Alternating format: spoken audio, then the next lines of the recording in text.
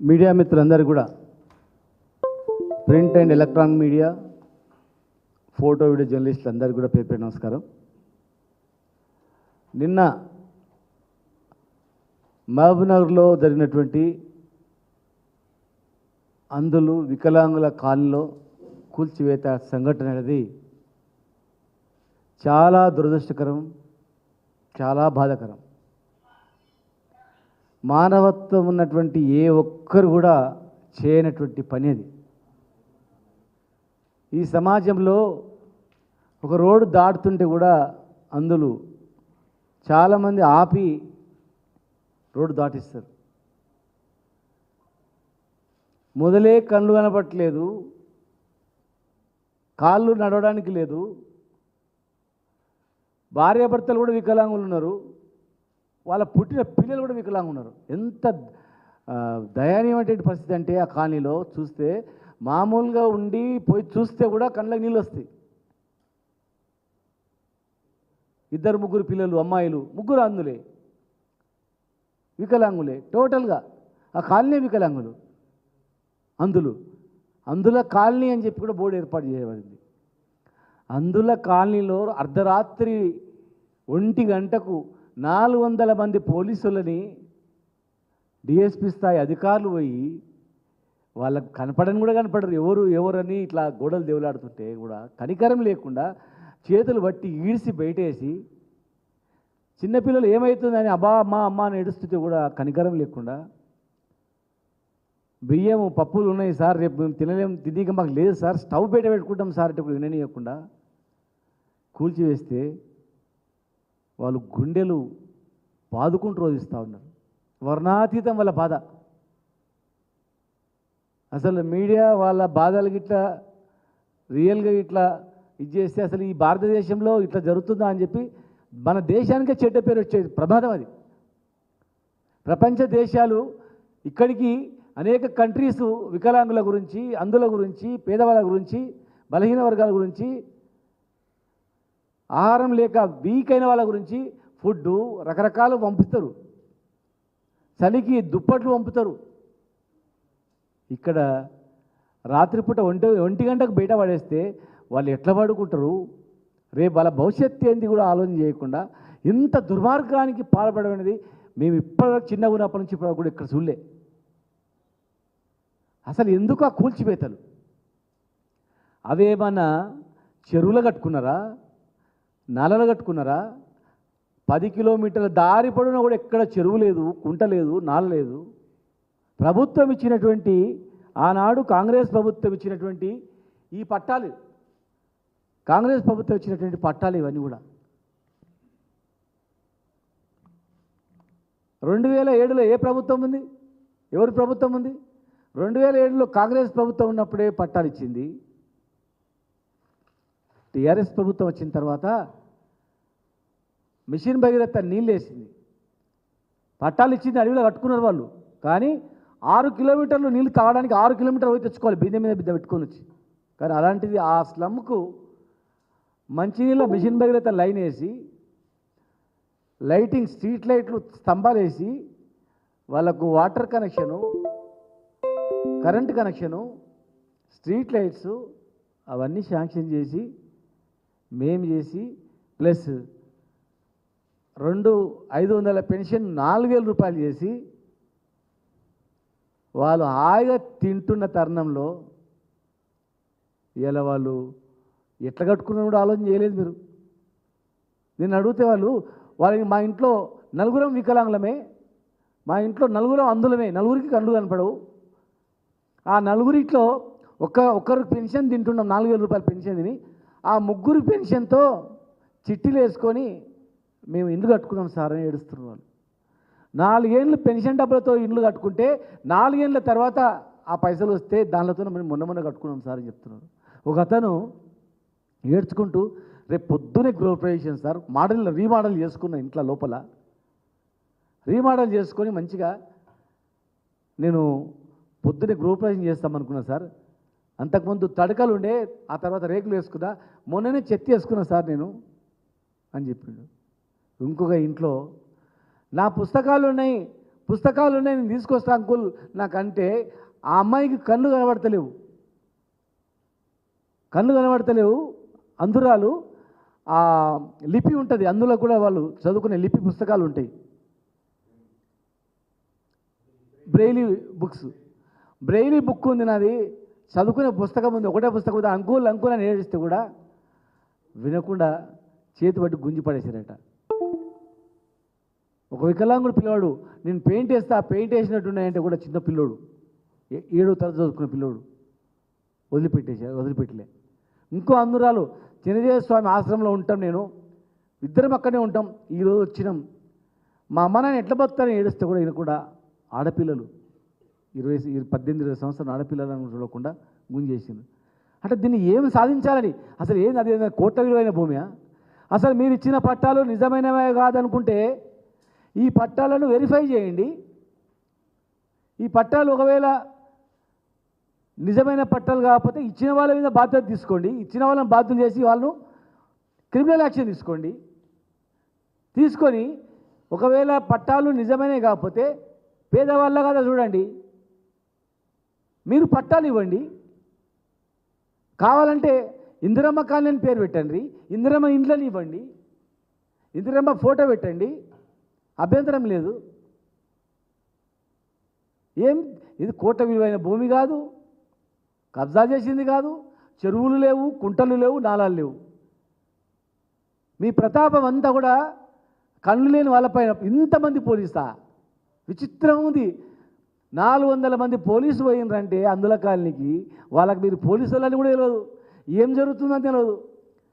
గుంజి ఈడ్చి పడేస్తుంటే వాళ్ళు భయపడుతున్నారు, అసలు ఏమవుతుందని. మా దగ్గర పైసలు లేవు సార్, మా దగ్గర ఏం లేవు సార్, దొంగలు అనుకున్నారంట వాళ్ళు.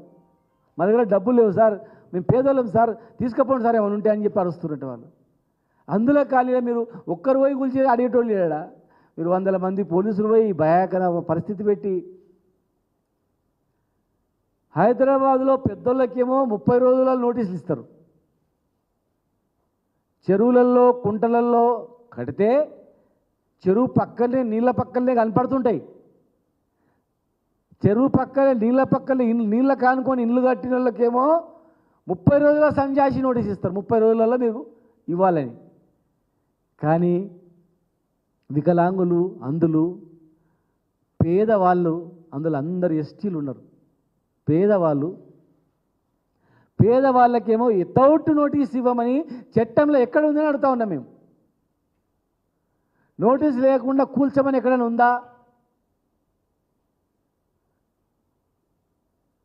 పెద్దవాళ్లకు నోటీసులు ఇస్తారు, ముందే సమాచారం ఇస్తారు, కోర్టుకు వెళ్ళడానికి అవకాశం ఇస్తారు. పేదవాళ్ళకు మీరు ఇచ్చిన పట్టాల్లో వాళ్ళు కష్టపడిన సొమ్ముతో, వాళ్ళ వికలాంగుల పెన్షన్తో ఇల్లు కట్టుకుంటే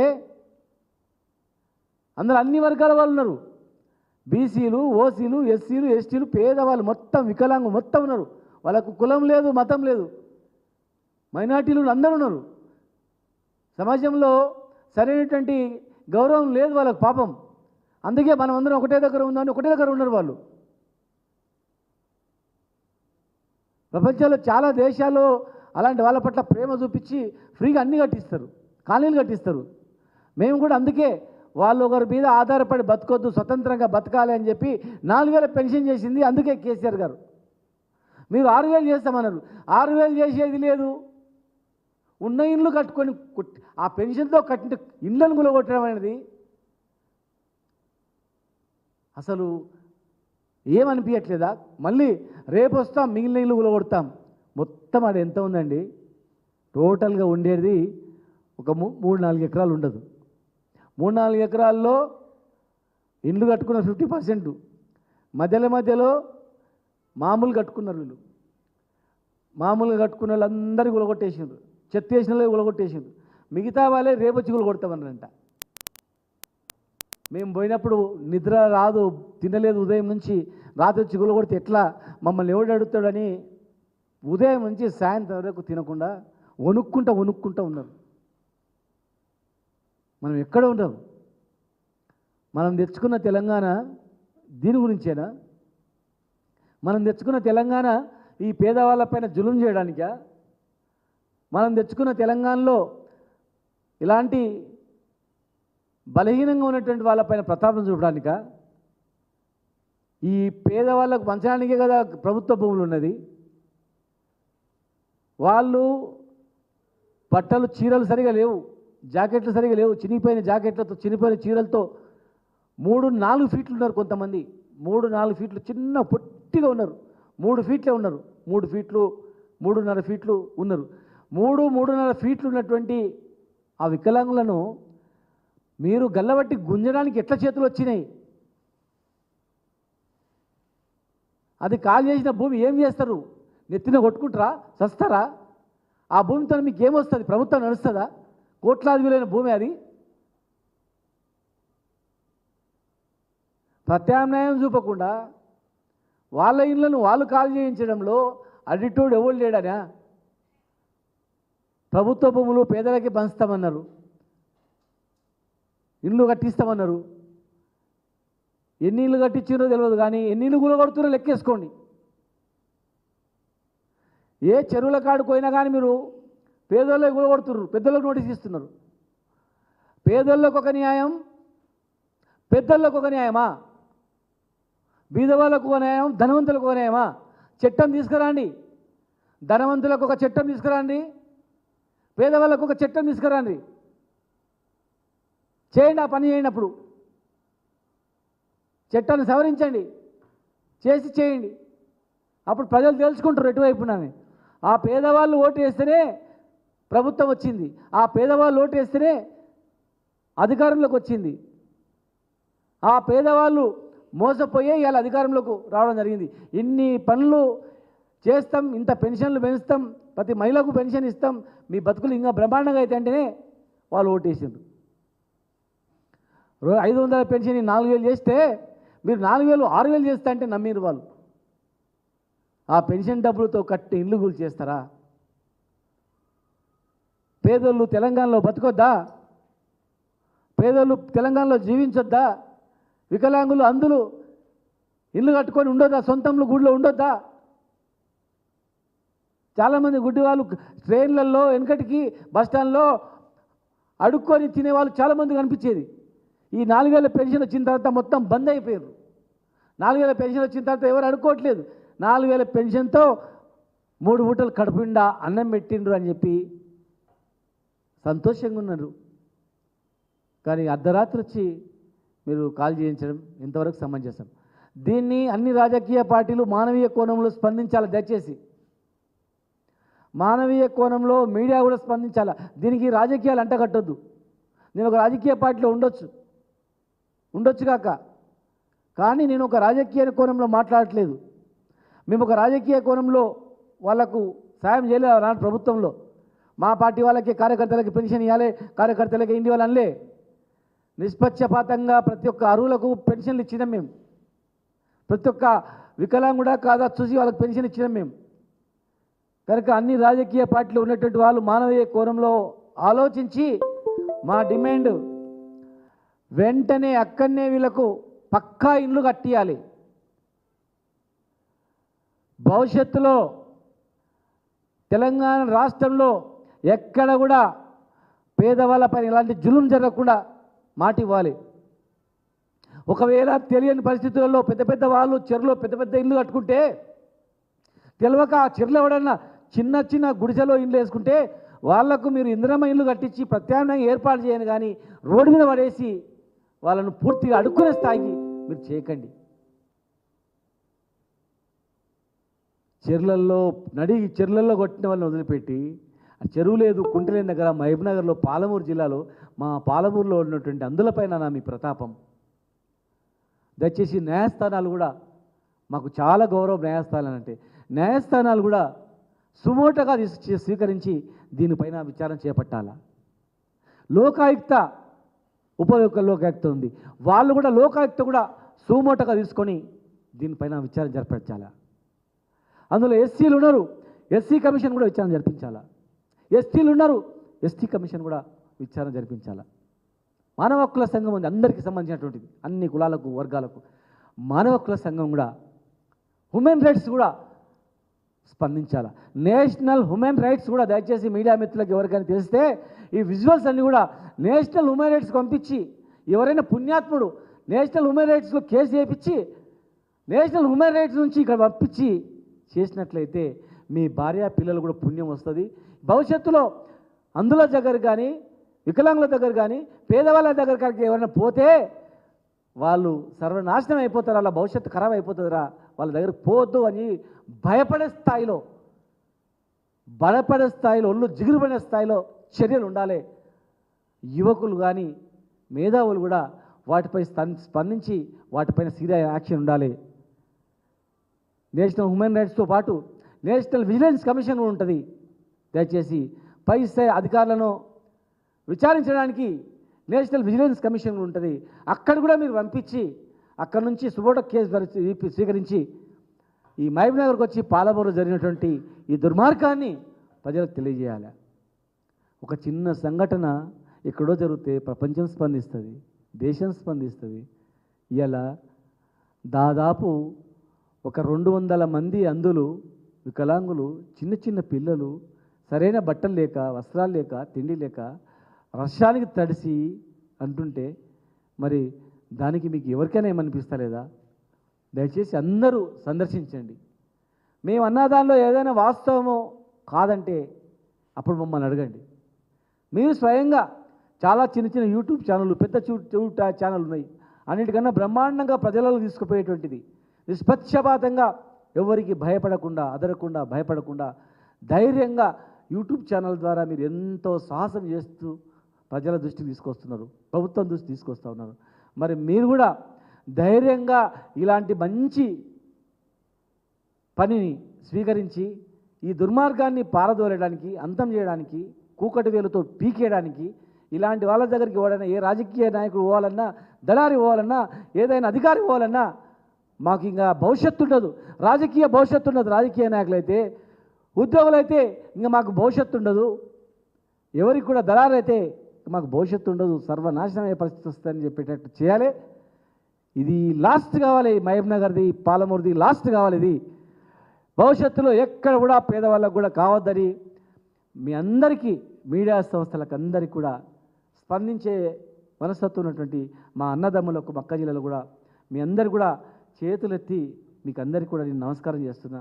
మీ అందరు కూడా పాదాభివందనం చేస్తున్నా. దయచేసి మీరు స్పందించండి, యువకులారా స్పందించండి, రాజకీయ నాయకులారా స్పందించండి, అన్ని పార్టీల రాజకీయ నాయకులారా మీరు స్పందించి మీరు విజిట్ చేయండి, పునరావృతం కాకుండా చేయండి.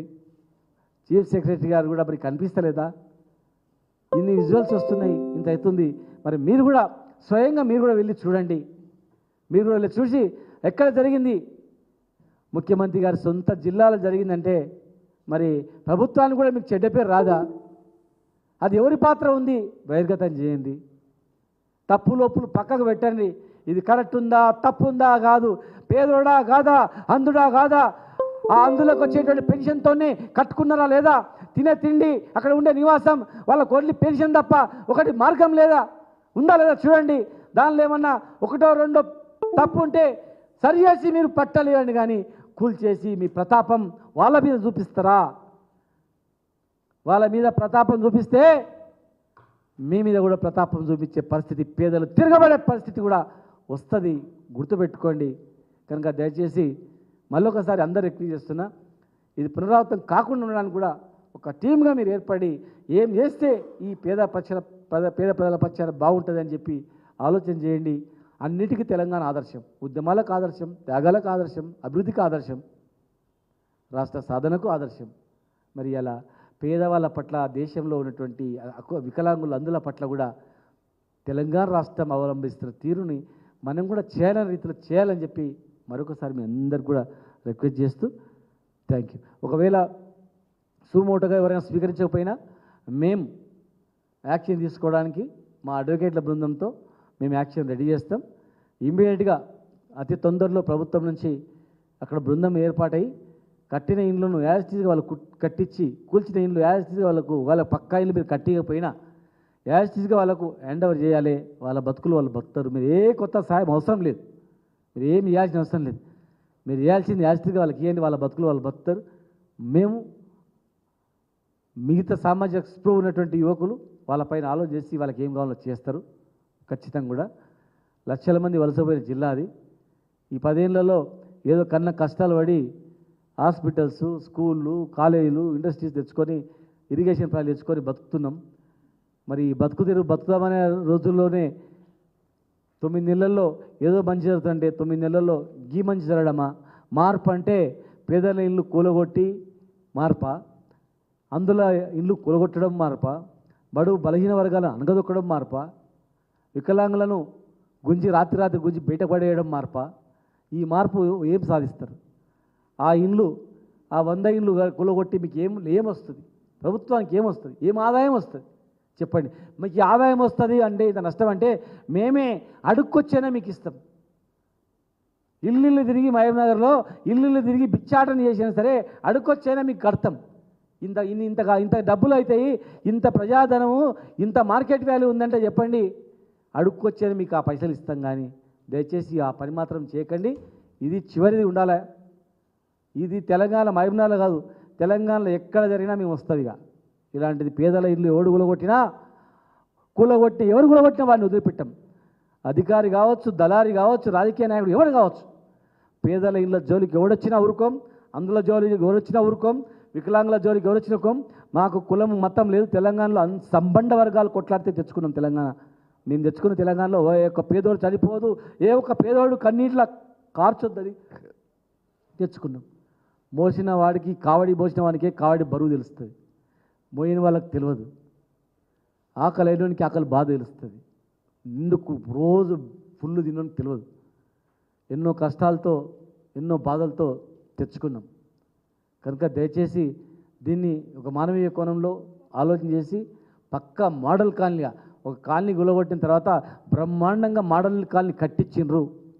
వీళ్ళందరి పోరాటం వల్ల ఒక మోడల్ కాలనీ వచ్చింది అన్న స్థాయిలో చేయాలని చెప్పి మీడియా మిత్రులకు హృదయపూర్వకంగా రిక్వెస్ట్ చేస్తూ దయచేసి దాన్ని అన్ని ఛానల్ కూడా సందర్శించి దీన్ని ఒక విప్లవం మాదిరిగా దేశవ్యాప్తంగా అందరికీ అన్ని ప్రభుత్వాలు ఏ ప్రభుత్వం కూడా ఏ రాష్ట్రాలు కూడా ఏ ప్రభుత్వం కూడా వాళ్ళకు అన్ని సౌకర్యాలు కలిగించాలి. ముందే అన్ని ఎక్కడ అందులో ఉంటారో పేదవాళ్ళు ఫస్ట్ ప్రిఫరెన్స్, ఈ దేశంలో ఫస్ట్ ప్రిఫరెన్స్ అందులకు వికలాంగులకు ఇండ్లు కట్టించి అవన్నీ జీరో అయిపోయిన తర్వాత నెక్స్ట్, లేదంటే వాళ్ళకు 50% కోటా పెట్టి 50% కోటాలో పూర్తి కళ్ళు కనపడకుండా తిండి లేకుండా రోడ్ల మీద తిరిగే వాళ్ళు పేదవాళ్ళు ఏ చిన్న అంగుళం భూమి లేనటువంటి వాళ్ళకు ముందు ఇండ్లు కట్టించి వాళ్ళకు పునరావాసం ఏర్పాటు చేయాలని, 50% ఇండ్లు మొత్తం అందులోకి వికలాంగులకు ఇవ్వాలని, మిగతా 50% అన్ని కులాలు ఉన్నటువంటి పేదలకు ఇచ్చేటట్లు చట్టం తీసుకురాని మిమ్మల్ని హర్షిస్తారు. మంచి పనులు చేస్తే ప్రభుత్వం కడుపులో పెట్టుకుంటారు, దుర్మార్గాలు చేస్తే ఖచ్చితంగా దుర్మార్గానికి సమయం వచ్చినప్పుడు ఖచ్చితంగా అంతా చేస్తారని చెప్పి మీ అందరి ద్వారా మరొకసారి రిక్వెస్ట్ చేస్తూ థ్యాంక్ యూ.